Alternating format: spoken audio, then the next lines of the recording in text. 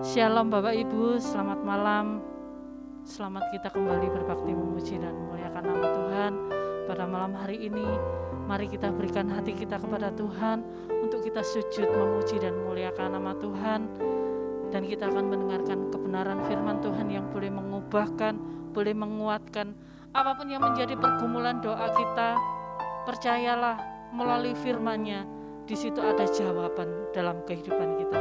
Mari kita satu hati dan kita berdoa. Tuhan Allah Bapa kami yang bertahta dalam kerajaan surga, Allah yang kami sembah dalam nama Tuhan Yesus Kristus, kami sungguh mengucap syukur Tuhan untuk kebaikan demi kebaikan yang Tuhan sudah nyatakan dalam kehidupan kami. Malam hari ini Tuhan, kami mau duduk diam di kaki-Mu untuk memuji dan menyembah-Mu, untuk mendengarkan kebenaran firman-Mu. Mari Tuhan, berbicaralah Engkau, kami rindu mendengarkannya Tuhan. Karena di situ ada kekuatan saat kami dekat dengan Engkau. Di situ ada peneguhan saat kami sujud di kaki-Mu ya Tuhan. Dan setiap permasalahan kami, Engkau yang menyelesaikannya bagi kami. Engkau memberikan hikmat kami untuk memberikan kami jalan keluar. Terpuji nama-Mu ya Tuhan. Kami menyerahkan jalannya ibadah pada malam hari dalam tangan-Mu. Demi nama Tuhan Yesus Kristus, kami siap menyembah-Mu. Haleluya. Amin. Kita datang ke hadirat Tuhan dengan rasa ucapan syukur kepada-Nya. Kita boleh memanggil Aba ya Bapa, yang satu-satunya memberikan jalan keluar bagi setiap permasalahan kita. Terpuji nama Tuhan. Haleluya.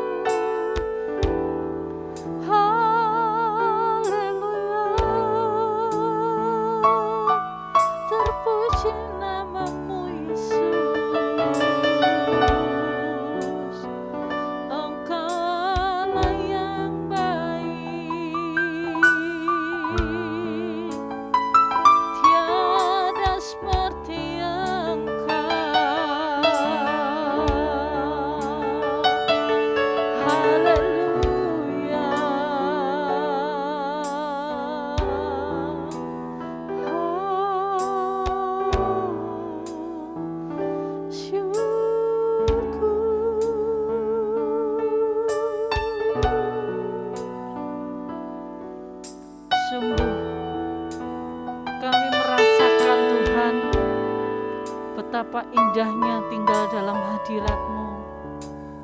Karena hanya dalam hadirat-Mu kami merasa tenang Tuhan. Karena hanya dalam hadirat-Mu kami boleh merasakan kelegaan dalam hidup kami. Permasalahan apapun dalam hidup kami tidak menjauhkan kami dari kasih-Mu ya Tuhan. Dan kami mau segenap hati kami tinggal dalam kasih-Mu itu ya Tuhan. Dan kami mau nikmati hadirat-Mu yang indah itu. Haleluya.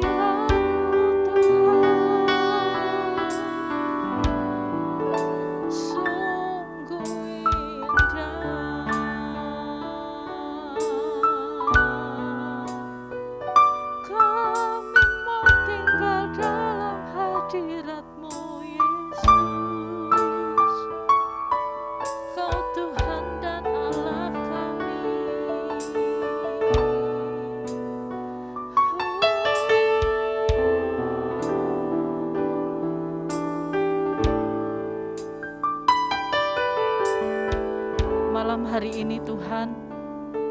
Kami mau firman-Mu boleh menguatkan kami. Firman-Mu menjadi jawaban dalam setiap pergumulan doa kami. Dan kami mau tinggal dalam firman-Mu. Terpuji nama-Mu ya Tuhan Yesus. Haleluya. Engkau yang memberikan keberanian saat kami takut. Engkau yang memberikan kelegaan saat kami dalam keputusasaan. Engkau memberikan ketenangan dalam jiwa kami. Haleluya Yesus. Terpuji nama-Mu ya Tuhan. Haleluya.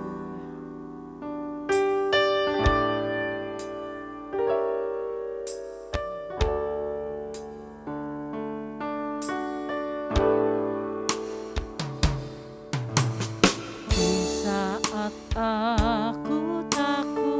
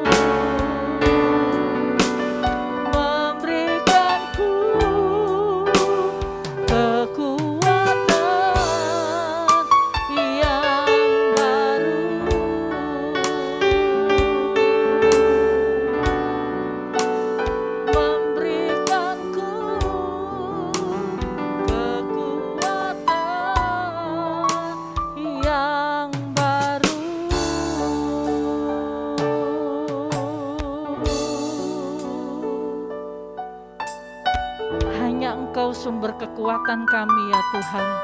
Hanya Engkau sumber kelegaan kami, karena Engkaulah sumber kehidupan kami ya Tuhan. Malam hari ini, mari Tuhan berbicaralah Engkau melalui hamba-Mu.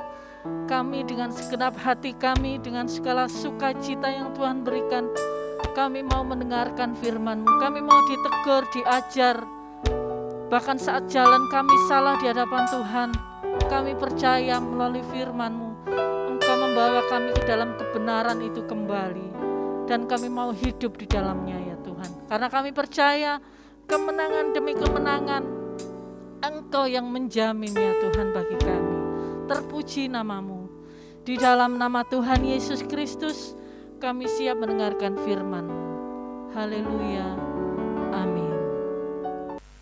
Shalom, kita bertemu kembali dalam Bible Cast kita hari ini. Sudah seri yang ke-72 ya. Latar belakang kitab ini dimulai dari Kejadian.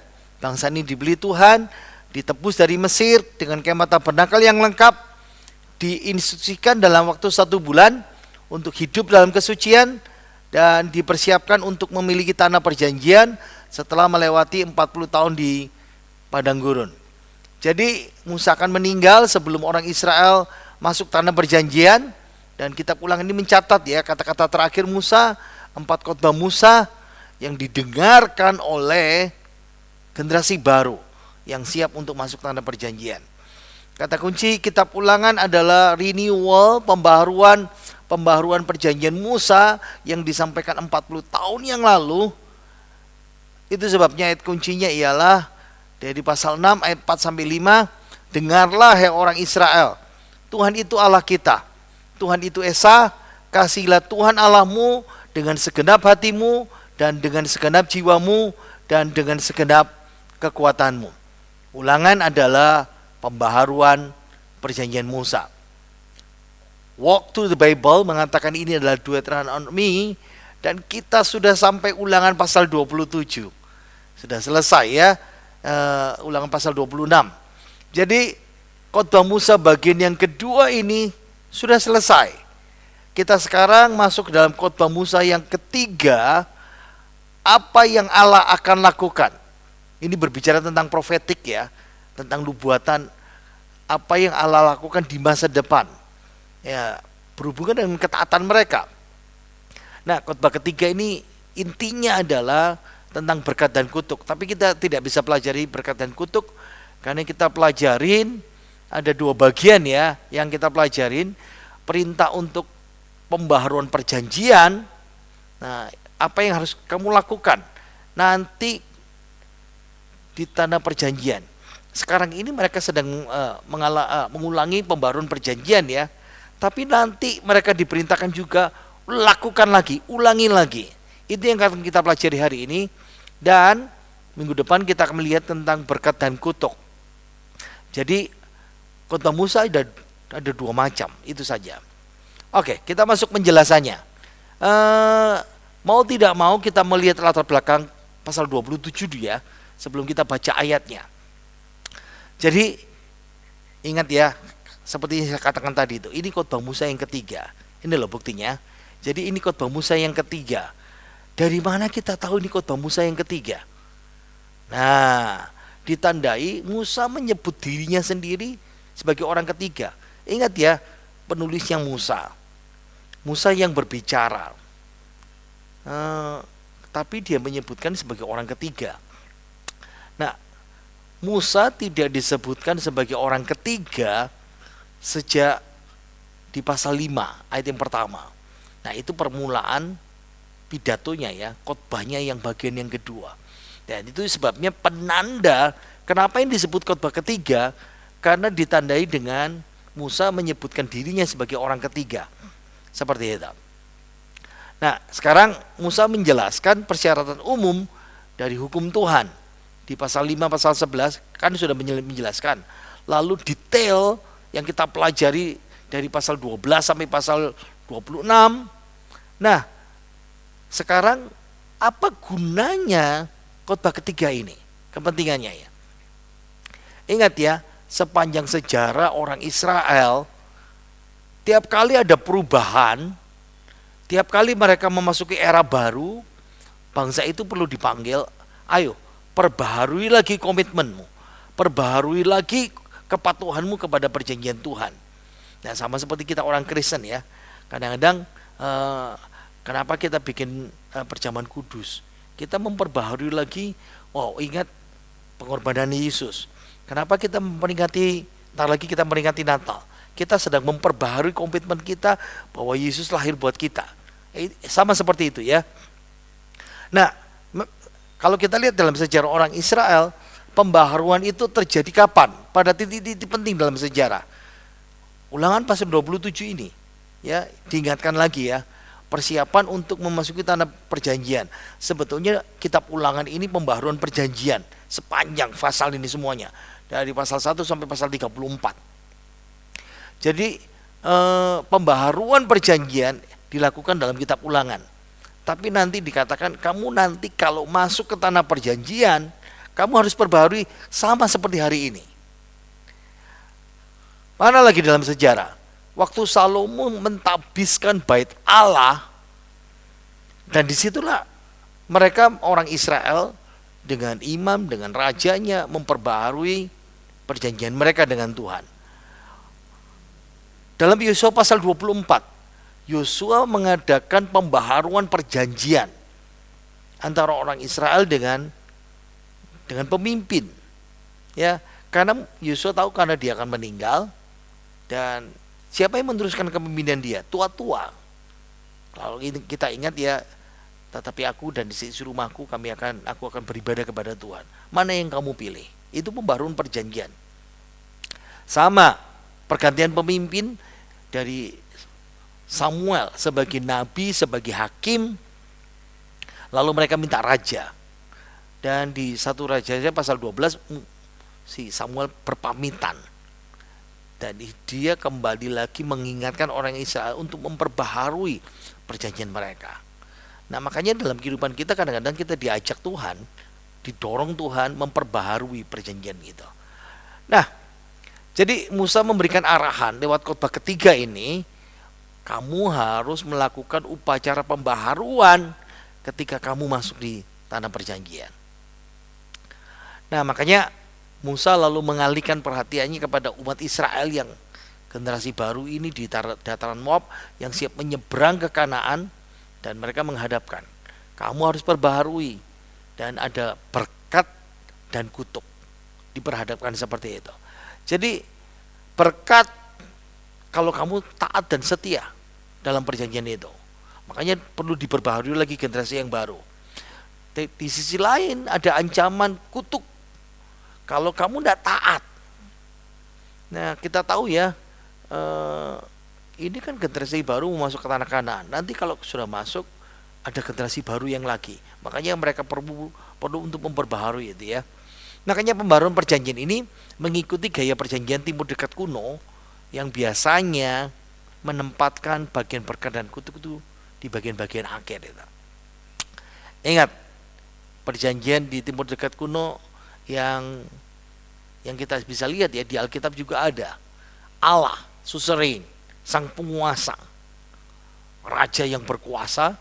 Dia bicara kepada Musa, perantara, mediator, untuk memperbaharui bangsa Israel, pengikutnya, ke dalam perjanjian itu. Ingat ya, dari mana sih ide perjanjian itu? Dari Kejadian. Jeffrey Niehaus dalam buku Covenant, An Idea in the Mind of God, dia berkata seperti ini, raja hebat yang berkuasa, suzerain, atas penguasa-penguasa yang lebih rendah, ya, dengan latar belakang sejarah untuk berbuat baik kepada mereka dengan perintah dan berkat. Ada juga kutuk dalam ketidaktaatan, dan ini menolong kita. Fakta-fakta ini dalam penciptaan ini awal mula cikal bakal perjanjian itu, yang akhirnya diikuti oleh bangsa-bangsa kafir yang tidak mengenal Tuhan, karena mereka belajar itu sendiri seperti itu.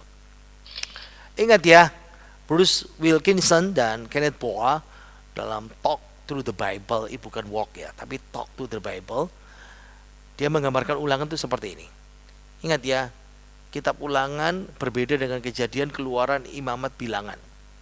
Kitab Ulangan itu ide kuncinya perjanjian yang dibaharui, pembaruan perjanjian. Bangsa dipersiapkan, rakyat diajar kembali. Karakter Allah diceritakan bahwa Allah mengasihimu. Peran Allah, dia memberikan berkat. Itu sebabnya dia kasih perintah, taati. Itu inti utama dari Kitab Ulangan. Oke, bicara pembaruan perjanjian, ayo kita baca ayatnya. Baru pertama kali baca ini ya. Ulangan 27 ayat yang pertama.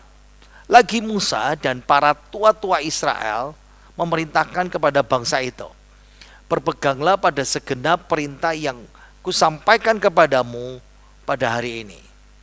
Lihat ya, Musa disebut orang ketiga dari sini, lagi Musa. Harusnya diberkata lagi aku dan para tua-tua. Makanya disebutkan orang ketiga. Ini penanda khotbah yang ketiga. Tapi di sini Musa melibatkan para tua-tua. Biasanya dia bicara sendiri. Nah, dari sini kita bisa paham ya, perintah untuk pembaruan perjanjian, ini khotbah ketiga Musa. Nah, kita mulai dengan khotbah ketiga Musa. Ada penulisan hukum dan persembahan korban, itu yang kita pelajari hari ini. Dan besok minggu depan kita belajar tentang kutuk dan berkat. Nah, penulisan hukum dan persembahan korban, kita lihat dua bagian kecil ini. Yang pertama penulisan hukum. Ingat ya, tadi itu Musa melibatkan para tua-tua. Kita lihat lagi. Lagi Musa, dia menggambarkan orang ketiga, dan para tua-tua Israel memerintahkan. Musa sekarang melibatkan para tua-tua, penatua dalam pembaruan perjanjian. Kenapa? Nanti ketika kamu memperbaharui lagi perjanjian itu, para tua-tua yang berperan dan dengan pemimpin. Pemimpinnya Yosua dan para imam ya, plus tua-tua. Makanya alasannya seperti ini. Yang pertama, menekankan kepemimpinan para penatua dalam upacara pembaharuan perjanjian. Nanti ke depannya ada, saya ulang lagi ya, ada Yosua, ada imam besar, dan juga tua-tua. Waktu mereka masuk tanah perjanjian. Kenapa? Musa tidak ada lagi. Kan Musa dilarang Tuhan untuk masuk tanah perjanjian. Dan itu sebabnya sekarang dalam khotbah ketiga, Musa mengajak para penatua yang nanti menjadi saksi juga waktu pembaruan perjanjian itu. Nah, ini yang kedua, mulai meningkatkan rasa hormat. Umat diperkenalkan pejabat-pejabat tua-tua nanti yang bertugas, mereka-mereka ini. Jadi Musa sedang mempersatukan dirinya dengan para tua-tua dan para imam dan rakyat, dan memperkenalkan supaya para tua-tua ini nanti juga dihormati. Paham ya? Ayo kita baca ayat yang kedua. Dan pada hari itu kamu menyeberangi sungai Yordan ke negeri yang diberikan kepadamu oleh Tuhan Allahmu, maka haruslah engkau menegakkan batu-batu besar dan mengampurnya. Lalu pada batu itu haruslah kau tulis segala perkataan hukum Taurat ini sesudah engkau menyeberang, supaya engkau masuk ke negeri yang diberikan kepadamu oleh Tuhan Allahmu, suatu negeri yang berlimpah-limpah susu dan madunya, seperti yang dijanjikannya kepadamu oleh Tuhan Allah nenek moyangku. Dan sesudah kamu menyeberang sungai Yordan, maka haruslah batu-batu itu yang telah kuperintahkan kepadamu pada hari ini, kamu tegakkan di gunung Ebal dan kau kapuri. Frasa ingat ya. Dan pada hari kamu menyeberang sungai Yordan, haruslah kamu menegakkan batu besar dan mengapurnya. Nah, ketika mereka menyeberang sungai Yordan, ada 3 peristiwa rangkaian batu ditegakkan ya. Yang pertama ketika mereka di Gilgal, nanti kita lihat hasil sudah ini gambarnya. Lalu di Sikem. Dan yang ketiga, setelah penaklukan pembagian tanah, hukum Allah itu ditulis dalam sebuah buku dan gulungan naskah. Yang gambarnya Yosua pamitan tadi itu. Adakan pembaruan perjanjian yang saya katakan, tetap mana yang kamu pilih, tetapi aku dan sisi rumahku. Yang ketiga ini. Nah, yang pertama dan kedua ini saya mau terangkan kepada saudara, ya, karena ini berhubungan erat dengan kitab Ulangan. Rangkaian batu ditegakkan, yang pertama di Gilgal. Ini gambarnya seperti ini. Jadi kalau saudara lihat, mereka sekarang berada di sini. Mereka mau menyeberang. Dan ketika mereka menyeberang, di Gilgal ini mereka menegakkan batu-batu, rangkaian batu-batu itu. Ingat ya, satu orang dari setiap suku membuat batu peringatan untuk mengingat penyeberangan itu.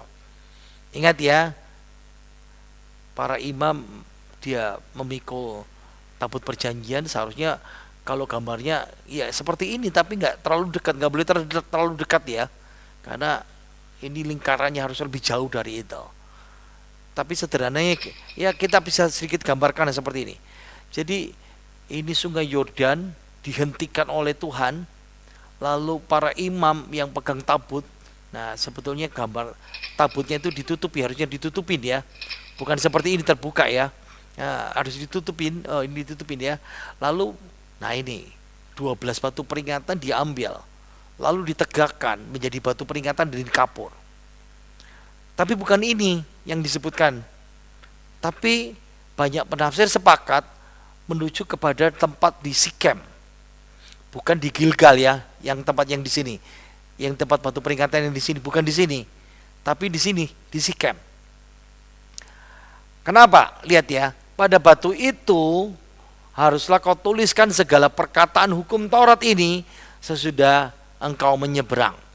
Jadi penulisan undang-undang atau hukum kitab Ulangan ini ya, sederhananya seperti itu, pada buku besar, pada buku batu besar yang ditegakkan, lalu dikapur, diplester maksudnya ya, dikapur diwarnai putih gitu.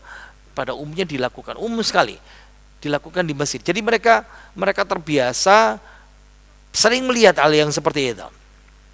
Nah, batu-batu berukuran besar itu biasa untuk menampung tulisan-tulisan, dan ini yang Musa perintahkan itu ya, seperti itu.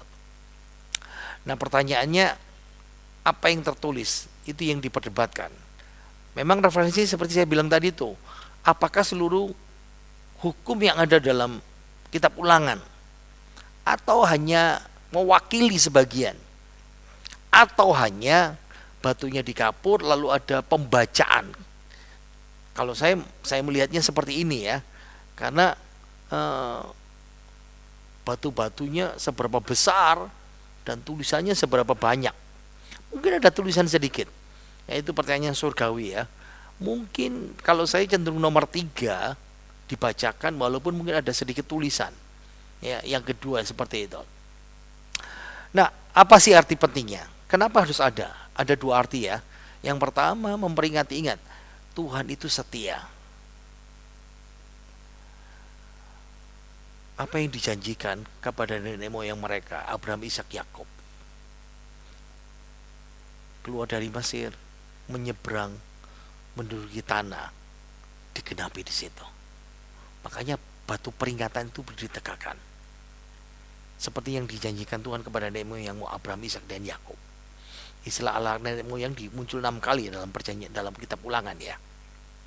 Arti penting kedua, kenapa masih ada penulisan hukum di batu itu? Itu melambangkan bahwa misi bangsa, ketika kami masuk tanah Kanaan, firman Tuhanlah yang menjadi undang-undang kami. Ya. Kami di bawah dominasi firman Tuhan. Oke. Sekarang bicara lokasi. Ingat, tadi saya kan bicara Sikem. Lalu sudah baca ayat 4. Kenapa Gunung Ebal? Ingat ya, Gunung Ebal, Gunung Gerisim, di tengah-tengahnya itu ada kota Sikem. Nanti saya keluarkan gambarnya ya, supaya kita bisa sedikit membayangkan seperti itu. Cukup tinggi ya, 3080 meter. Nah, batu itu akan didirikan di Gunung Ebal ya, sekitar 35 mil di sebelah utaranya Yerusalem, dan di dasarnya ada kota Sikem. Seperti ini. Ingat ya, ini kota Sikem. Nah, sekarang kalau saudara pergi ke sana namanya Nablus. Jadi Sikem diganti oleh orang Palestina namanya Nablus. Tapi nama di Alkitab itu namanya Sikem. Nah, di sini ada Gunung Ebal dan di sini ada Gunung Gerisim. Jadi kalau kita lihat taruh eh, batu peringatan itu ya. Nah, ini saya keluarkan, ini area Sikem. Jadi kalau sekarang kan padat ya. Ini perkotaan, di sini ada perkotaan-perkotaan, jadi agak sulit membayangkan. Kan dulu pada masa itu kan tempatnya sepi. Nah, mungkin foto ini bisa, ini foto 1 abad yang lalu ketika Sikem masih sepi. Nah, sudah bisa sedikit membayangkan. Jadi yang saudara lihat di sini ada namanya sumur Yakob. Ada sumur Yakob di situ. Jadi mereka ketika di Sikem lalu mereka teringat, oh leluhur kami Yakob bikin sumur di sini. Masih ada sampai sekarang. Ini makamnya Yusuf. Kalau kita lihat, ya ingat ya, Yusuf kan dimakamkan di sini, dibawa dari Mesir. Nah ini kota Sikem. Dan di sini namanya Gunung Gerizim. Saudara lihat ya. Ini kita berdiri di atas Gunung Gerizim dan ini namanya Gunung Ebal. Jadi ini lokasi untuk mengadakan perjanjian, pembaruan perjanjian. Apa yang dilakukan selain itu? Ada berkat kutuk. Jadi di kota Sikem, di sini orang yang mengucapkan kutuk, minggu depan kita pelajari ini ya. Di sini orang mengucapkan berkat. Nah ini kalau secara akustik ya, ini seperti amphitheater yang alami itu. Jadi suaranya bisa menggema dan bagus. Wah keren itu sebetulnya. Oke. Seperti yang telah dijanjikan kepadamu oleh Tuhan Allah nenek moyangmu. Kita mulai dari Abraham kan. Ingat ya, Abraham ketika dia pergi dari Ur Kasdim sampai di Haran. Ingat ya, dari Ur Kasdim sebagai orang kafir dipanggil Tuhan, lalu sampai di Haran, lalu dia berjalan kembali. Ini perjalanannya dia akan sampai Mesir. Tapi ketika sampai di Sikem, pertama kali tiba di Kanaan, tiba di Sikem, Tuhan berkata, negeri ini akan kuberikan kepadamu. Jadi kenapa mengulangi perjanjian? Karena di situ Allah pertama kali bilang kepada Abraham, negeri ini akan kuberikan padamu. Lalu Abraham membangun mezbah di sana. Dan ingat, di Sikem juga Yakub pernah membangun altarnya, mezbahnya. Jadi ini apa ya? Ada sesuatu yang bikin merinding itu ya. Dulu nenek moyang kami. Itu serius itu. Nah ini menunjukkan bahwa Allah memenuhi janjinya kepada mereka, kepada nenek moyang mereka. Nah pemilihan, makanya Tuhan pilih lokasi ini, itu menekankan, aku tuh Allah yang setia, aku tuh Tuhan yang setia. Aku janji kepada Abraham, aku janji kepada Ishak dan Yakub, sekarang aku penuhin. Makanya ada perkataan, kamu harus, minggu depan kita belajar ya tentang berkat dan kutuk itu. Ayat selanjutnya, saya sudah bicara tentang harus mengadakan pembaruan perjanjian. Apa yang dilakukan? 5. Juga haruslah kau dirikan di sana mezbah bagi Tuhan Allahmu, suatu mezbah dari batu yang tidak boleh kau olah dengan perkakas besi. Dari batu yang tidak dipahat, haruslah kau dirikan mezbah Tuhan Allahmu itu, dan di atasnya haruslah kau persembahkan korban bakaran kepada Tuhan Allahmu. Juga haruslah engkau mempersembahkan korban keselamatan, memakannya di sana dan bersukaria di hadapan Tuhan Allahmu. Selanjutnya haruslah engkau menuliskan pada batu-batu itu segala perkataan hukum Taurat ini dengan jelas dan terang. Nah, jadi ingat ya, mesti diingat lagi ya, pembaharuan perjanjian itu menggambarkan penulisan hukum yang sudah kita ayat 1 sampai 4, lalu ada persembahan korban ayat 5 sampai 10 yang kita pelajari hari ini. Sesi kedua ini ayat 5 sampai 8. Nah, jadi perjanjian itu harus diperbaharui. Bukan saja menulis hukum, tapi dengan 2 persembahan. Namanya persembahan bakaran, olah itu dipersembahkan semuanya terbakar habis, membumbung naik.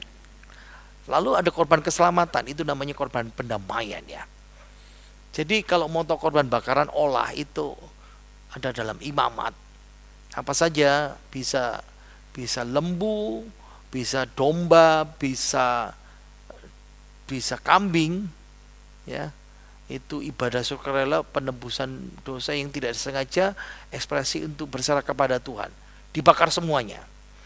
Tapi kalau korban pendamaian, korban keselamatan, bisa kambing, domba yang tidak bercacat celah, sempurna, dengan beragam roti, karena ada ucapan syukur, perjamuan, makan-makan di situ.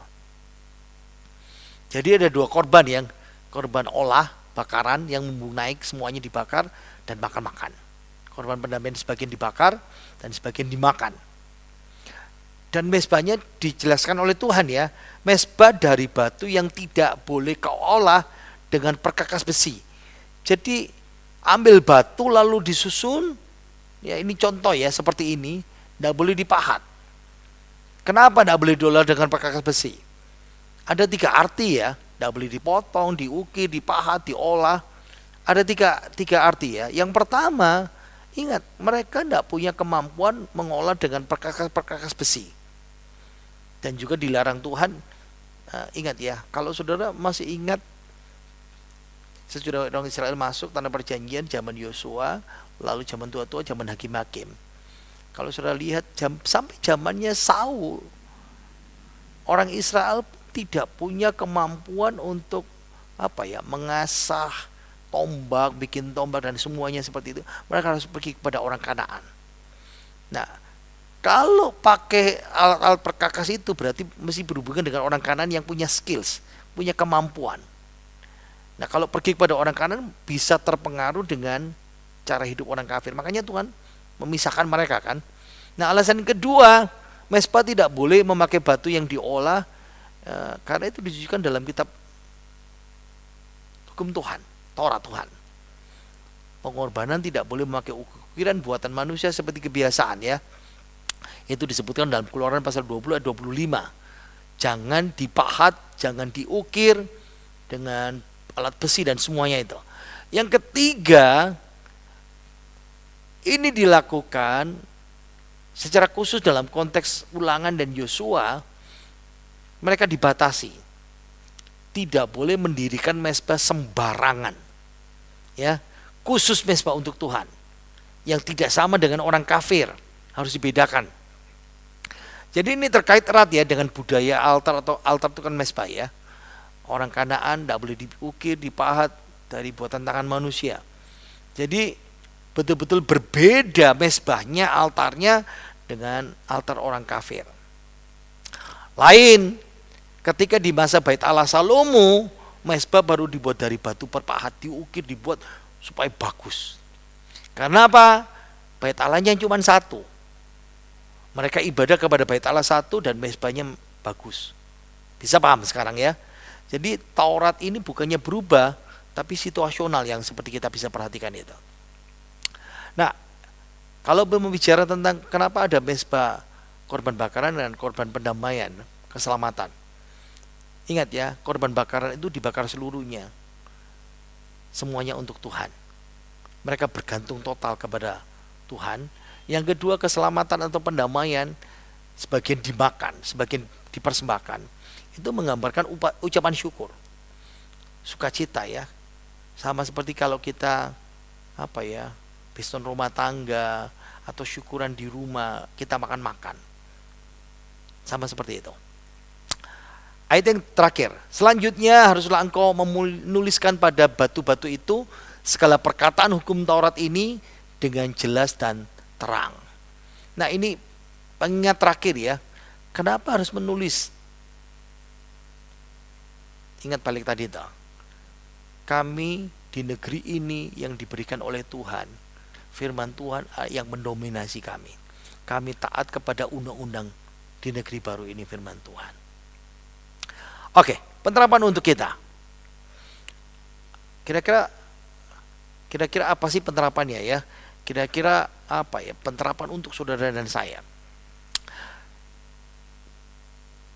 Berapa ratus tahun yang lalu orang-orang percaya, orang-orang Kristen itu di beberapa negara, khususnya di Eropa itu dilarang untuk membaca Alkitab. Serius. Jadi mereka dilarang untuk membaca Alkitab karena takut salah mengerti, salah menafsirkan. Ada satu cerita, ada imam di Belgia ya, bukan orang Kristen kalau sudah dengar imam itu pasti ya. Nah, dia menegur jemaatnya, seorang wanita muda dengan saudaranya laki-laki ketika mengunjungi rumahnya, besok ke rumahnya, dan mereka sedang lagi baca Alkitab. Dan aturan gereja pada masa itu melarang mereka untuk baca Alkitab. Jadi imam itu berkata, ini buku yang buruk, kamu tidak ngerti bacanya. Jadi intinya sederhana bahwa jangan baca. Lalu wanita muda itu berkata begini, Bapak Imam, kenapa saya baca? Kenapa kami baca? Kenapa adik laki-lakiku baca? Adik laki-lakiku ini, dia itu orang pemalas. Dia suka main judi. Dia suka minum minuman keras dan mabuk-mabukan. Selalu bikin ribut di rumah. Sehingga orang yang ada di dalam ini bertengkar terus, tidak ada damai sejahtera. Ya karena dia hidupnya rusak seperti ini. Tapi yang berubah adalah ketika dia mulai membaca Alkitab. Terus baca Alkitab yang Bapak bilang buku buruk dilarang. Ingat ya, ini beberapa ratus tahun yang lalu dilarang. Dia mulai berubah. Dia sekarang gak malas-malasan lagi, dia mulai bekerja. Kerja jadi buruh pun dia lakukan. Semenjak baca Alkitab, dia tidak pernah lagi rajin baca Alkitab, diubahkan Tuhan. Tidak pergi ke bar, minum minuman keras, mabuk-mabukan. Dia stop. Dia sudah lagi tidak menghamburkan uangnya untuk judi. Apalagi menyentuh kartu pun tidak. Sekarang ini dia pulang ke rumah, bukan ngajak ribut, tapi bawa uang untuk ibu kami yang sudah tua. Hidup kami di rumah keluarga kami berubah dari neraka jadi tenang. Pak Imam, apakah Alkitab itu buku buruk? Dan kalau buku buruk, bagaimana mungkin menghasilkan buah yang baik? Pada masa sekarang kita tahu ya, Alkitab tidak dilarang dibaca oleh doktrin gereja. Bahkan kita disuruh baca Alkitab. Tapi orang nggak suka baca Alkitab. Belajar Bible class, banyak yang nggak suka kan? Dengar kata belajar itu malas. Saya bacakan dari 2 Timotius pasal 3 ayat 15 sampai 16. Ingatlah juga bahwa dari kecil engkau sudah mengenal kitab suci yang dapat memberi hikmat kepadamu dan menuntun engkau kepada keselamatan oleh iman kepada Kristus Yesus. Segala tulisan yang diilhamkan Allah, Alkitab firman Tuhan, memang bermanfaat untuk mengajar, untuk menyatakan kesalahan, untuk memperbaiki kelakuan, dan untuk mendidik orang dalam kebenaran. Kalau mau hidupmu berubah, baca, renungkan, lakukan firman Tuhan. Mari kita berdoa. Terima kasih Tuhan, Kau memberkati kami di Bible Class ini. Terima kasih Engkau boleh menolong kami dalam doa malam kami, dalam pelajaran Alkitab kami, dan kiranya berkat-Mu boleh memberkati kami semuanya. Mari kita buka tangan kita, terima berkat dari Tuhan kita Yesus Kristus. Kiranya rahmat sejahtera dari Allah Bapa kita dan kasih sayang kepada Tuhan Yesus Kristus dan bersama Roh Kudus menyertai kita sekarang sampai selama-lamanya. Terima berkat melimpah roh jasmani dalam nama Tuhan Yesus. Kita semua yang percaya berkata, amin. Tuhan Yesus berkati kita semuanya. Jangan lupa berikan persembahan.